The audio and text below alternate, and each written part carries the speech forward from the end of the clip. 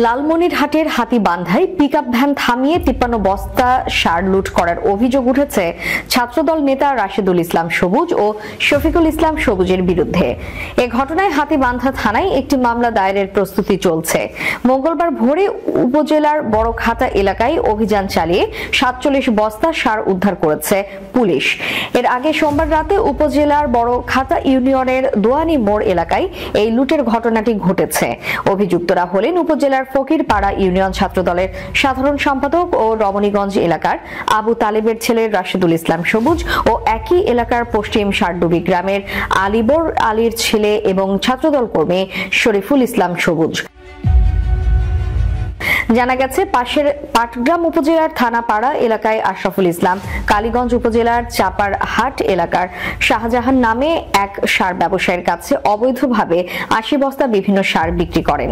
এই সারগুলো নিয়ে একটি পিকআপ পাটগ্রাম থেকে কালীগঞ্জ যাওয়ার পথে হাতিবান্ধার বড়খাতা দোয়ানি মোড় এলাকায় রাশেদুল ইসলাম সবুজ ও শরীফুল ইসলাম সবুজ সহ আরো কয়েকজন গাড়ি থেকে ৫৩ বস্তা সার লুট করে নিয়ে যায়। পরে পুলিশ খবর পেয়ে রাতে বিভিন্ন স্থানে অভিযান চালায়।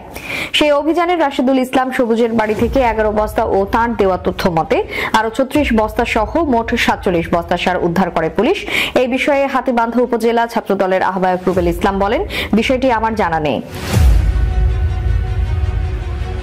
হাতিবান্ধা উপজেলা ছাত্রদলের সদস্য সচিব আব্দুল্লাহ নোমান বলেন, লোকমুখে ঘটনাটি শুনেছি, খোঁজ খবর নিয়ে জেলা ছাত্রদলের সভাপতি সম্পাদকের সঙ্গে কথা বলবো। এই বিষয়ে জানতে ছাত্রদল নেতা রাশেদুল ইসলাম সবুজ ও শরীফুল ইসলাম সবুজের ফোনে একাধিকবার কল করা হলেও ফোনটি বন্ধ পাওয়া যায়। হাতিবান্ধা থানার ওসি মাহমুদুন নবী বলেন, লুট হওয়া ৫৩ বস্তা সারের মধ্যে ৪৭ বস্তা উদ্ধার করা হয়েছে। শরীফুল ইসলাম সবুজ ও রাশেদুল ইসলাম সবুজ নামে ওই ব্যক্তি এই লুটের সঙ্গে জড়িত থাকার সত্যতা পেয়েছে। তদন্ত করে আইনি ব্যবস্থা নেওয়া হবে। হাতিবান্ধা উপজেলা কৃষি কর্মকর্তা মিজানুর রহমান বলেন, পুলিশকে তদন্ত করে আইন অনুযায়ী ব্যবস্থা নিতে বলা হয়েছে।